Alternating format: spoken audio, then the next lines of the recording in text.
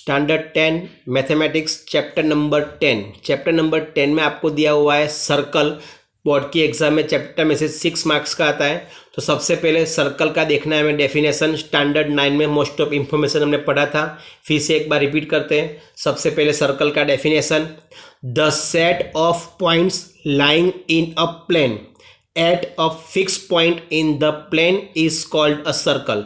यानी आपको एक प्लेन दिखाना है, तो मैंने यहाँ पे जो ड्रॉ किया है क्वाड्रिलेटरल, वो आपके लिए कहलाएगा plane.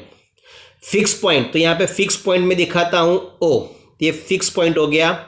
And the set of points lying in a plane at a fix point in the plane, यानी कि पॉइंट ओ से, ये फिक्स पॉइंट है, इस पॉइंट से आपको एक फिक्स डिस्टेंस पे, सपोज मैंने यहाँ फिक्स डिस्टेंस पे पॉइंट ए लिया है, जितना डिस्टेंस पी ओ से ए का है उतना ही डिस्टेंस ओ से बी, ओ से सी, यानी ये सारे के सारे जो पॉइंट है उन सारे पॉइंट को अटैच करोगे, ज्वाइंट करोगे, तो आपका क्या बनेगा, सर्कल। तो यहाँ पे लिखा है the set of points lying in a plane, यानी ये सारे के सारे जो पॉइंट्स है जिसका डिस्टेंस ओ से इक्वल है, सेंटर से इक्वल है, यानी ये जो फिगर बनेगा वो कहलाएगा circle. Clear? The set of points lying in a plane of a fix point in the plane is called the circle.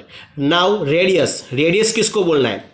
तो देखो ये हो जाएगा लाइन सेगमेंट ओ ए, क्या हो गया, लाइन। तो जो लाइन सेगमेंट मैंने ड्रॉ किया है उसका एक पॉइंट सेंटर है और सेकंड पॉइंट सर्कल पर है, तो जिसका 1 पॉइंट सेंटर होगा, सेकंड पॉइंट सर्कल के ऊपर होगा, तो वो लाइन सेगमेंट ऑलवेज क्या कहलाएगा, रेडियस। रेडियस को सिंबल में हम लिखते हैं स्मॉल आर। देखो definition, the line segment joining the centre and a point on circle. Okay, आपको एक ऐसा लाइन सेगमेंट लेना है जिसका एक एंड पॉइंट आपका सेंटर होगा और दूसरा एंड पॉइंट सर्कल पे होगा, इज कॉल्ड रेडियस। क्लियर? उसके बाद आता है कॉर्ड। कॉर्ड किसको बोलना है? तो सपोज मैंने यहाँ पे ड्रॉ किया एक लाइन सेगमेंट पिक क्यू, तो ये जो लाइन सेगमेंट ड्रॉ किया मैंने, उसमें दोनों के दोनों पॉइंट कहाँ पे है, सर्कल पे। रेडियस में एक सेंटर था और एक सर्कल पर, यहाँ पे दोनों को कहाँ पे है, ऑन अ सर्कल, यानी सर्कल पे है, यानी ये जो लाइन सेगमेंट ड्रॉ किया वो क्या कहलाएगा, chord. The line segment both of whose end points are the elements of the circle is called a chord. यानी जो लाइन सेगमेंट आपने ड्रॉ किया है उसके दोनों को दोनों के दोनों वो एंड पॉइंट सर्कल पे होंगे, इज कॉल्ड अ कॉर्ड।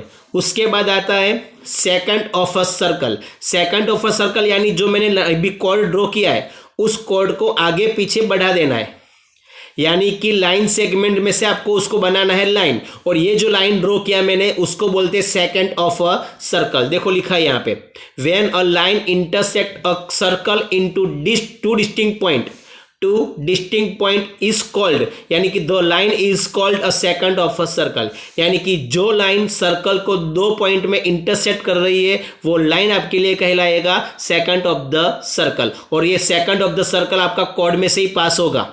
ठीक है, लाइन सेगमेंट ड्रॉ करोगे तो कॉर्ड और लाइन ड्रॉ करोगे तो सेकंड ऑफ द सर्कल।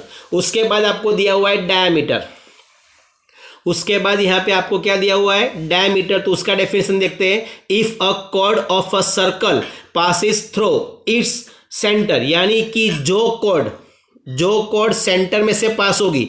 देखो मैंने यहाँ पे ए बी कॉर्ड ड्रॉ किया है, एक दूसरा मैंने यहाँ पे एक्स वाई ड्रॉ किया है, तो ये एक्स वाई कॉर्ड ही कहलाएगा। ये डायमीटर पॉसिबल नहीं है क्योंकि वो सेंटर में से पास नहीं हो रहा है। लेकिन यहाँ पे जो मैंने ड्रॉ किया है ए बी, ये ए बी जो कॉर्ड ड्रॉ किया है वो सेंटर में से पास हो रहा है, और जो सेंटर में से पास होगा दैट्स कॉल्ड डायमीटर। सपोज मैं इस तरह ड्रॉ करता हूं एक्स क्यू, यहाँ पे मैंने क्यू लिखा है, यहाँ पे एक्स लिखा है, तो ये लाइन भी देखो सेंटर में से पास हो रही है, तो एक्स क्यू भी क्या कहलाएगा, डायमीटर। कॉर्ड तो है ही क्योंकि दोनों एंड पॉइंट सर्कल पर है, लेकिन सेंटर में से पास होगा तो उसको हम क्या बुलाएंगे, डायमीटर। तो if a chord of a circle passes through its centre it is called diameter.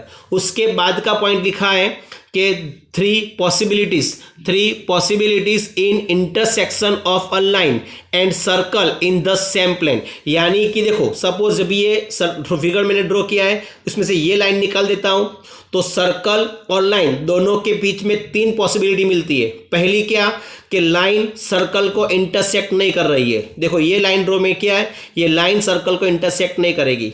दूसरा पॉसिबिलिटी क्या है, ये लाइन सर्कल को टू डिस्टिंक्ट पॉइंट में इंटरसेक्ट करेगा, जिसको हमने बताया था सेकंड ऑफ द सर्कल। तो ये लाइन सर्कल को टू डिस्टिंक्ट पॉइंट में इंटरसेक्ट कर रही है। और तीसरा पॉइंट है लाइन सर्कल को ओनली वन पॉइंट में इंटरसेक्ट करेगी। तो यहाँ पे देखो लिखा है the line does not intersect the circle first point, second the line intersect the circle into two distinct point, and third the line intersect the circle at one point. Okay अभी जो circle को only one point में intersect करेगा वो क्या कहलाएगा, tangent to a circle. तो आपका देखो ये हो गया, ये सर्कल, ये लाइन सर्कल को ओनली वन पॉइंट में इंटरसेक्ट कर रहा है, और जो ओनली वन पॉइंट में इंटरसेक्ट करेगा वो कहलाएगा टेंजेंट ऑफ अ सर्कल। ये जो लाइन ड्रॉ किया है वो क्या कहलाएगा, tangent of to a circle. तो यहाँ पे लिखा है if a line draw in the plane of a circle intersect the circle in only one and only one point then the line is called tangent of a circle. Clear. उसका second point, the point at which the line intersect the circle is called the point of contact. यानी कि line और circle जिस point में intersect करते हैं वो point क्या कहलाएगा, पॉइंट ऑफ कॉन्टेक्ट। ये जो पॉइंट ड्रॉ किया है मैंने यहाँ पे पी लिखता हूं, तो ये पी कहलाएगा पॉइंट ऑफ कॉन्टेक्ट, जो सर्कल और टेंजेंट दोनों के लिए कॉमन है। Third point, the tangent at any point of a circle is perpendicular to the radius through the point of contact. यानी कि यहाँ पे ये पॉइंट ऑफ कॉन्टेक्ट है, ये सेंटर है। अभी सेंटर में से यहाँ पे मैं इस तरह रेडियस ड्रॉ करूंगा तो वो रेडियस ऑलवेज यहाँ पे क्या बनेगा, परपेंडिकुलर यानी कि जहाँ पे इंटरसेक्ट करेगा वो राइट एंगल बनाएगा। ठीक है, तो सेंटर में से मैंने ड्रॉ किया रेडियस और पॉइंट ऑफ कॉन्टेक्ट। ओके, ये दोनों एक दूसरे को ऑलवेज कैसे होंगे, परपेंडिकुलर। और इसका हमें बार बार यूज करना है, ध्यान रखना। आगे next point, throw a point lying in the interior of a circle we cannot have a tangent to the circle। यानी कि सर्कल के अंदर अगर पॉइंट है, सर्कल के अंदर आप पॉइंट लोगे और टेंजेंट ड्रॉ करना चाहोगे तो वो पॉसिबल नहीं है। सर्कल के अंदर के पॉइंट में से आप लाइन ड्रॉ करोगे तो वो ऑलवेज क्या बन जाएगा, सेकंड ऑफ द सर्कल, क्योंकि दो पॉइंट में इंटरसेक्ट करेगा। यानी कि अंदर पॉइंट है तो उसमें से कभी भी टेंजेंट पॉसिबल नहीं है। हाँ, सर्कल के ऊपर पॉइंट है तो ओनली वन टेंजेंट आप ड्रॉ कर सकते हो, यानी एक पॉइंट में से एक टेंजेंट। ऐसे इनफाइनाइट पॉइंट है, सर्कल के ऊपर कितने पॉइंट है, इनफाइनाइट, तो आप इनफाइनाइट सर्कल ड्रॉ कर सकते हो, लेकिन हर एक पॉइंट के लिए ओनली वन टेंजेंट। और अगर पॉइंट सर्कल के बाहर है, तो बाहर के पॉइंट में से आप सर्कल को दो टेंजेंट ड्रॉ कर सकते हो। कितने, two, P Q and P R. कितने टेंजेंट्स ड्रॉ कर सकते हो, two, P Q and P R. ये कंस्ट्रक्शन में भी हमने सिखाया था। सर्कल के बाहर के पॉइंट में से सर्कल के कितने टेंजेंट मिलते हैं, टू, और दोनों का लेंथ भी कैसा होता है, इक्वल। ओके, तो ये तीनों के तीनों पॉइंट आ गए। देखो third point, there is only one tangent at a point of the circle. उसके बाद लिखा है through a point lying in the exterior. अगर पॉइंट आपका सर्कल के बाहर है तो we will have exactly two tangents, आप टू टेंजेंट्स ड्रॉ कर सकते हो। And last, there are exactly two tangents parallel to a given second. यानी कि ये सेकंड मैंने ड्रॉ किया है, तो सेकंड जो मैंने ड्रॉ किया है उसको पैरेलल एक नीचे ड्रॉ किया है और एक ऊपर ड्रॉ किया है। यानी कि सेकंड को पैरेलल ऑलवेज आप ओनली टू टेंजेंट्स ड्रॉ कर सकते हो।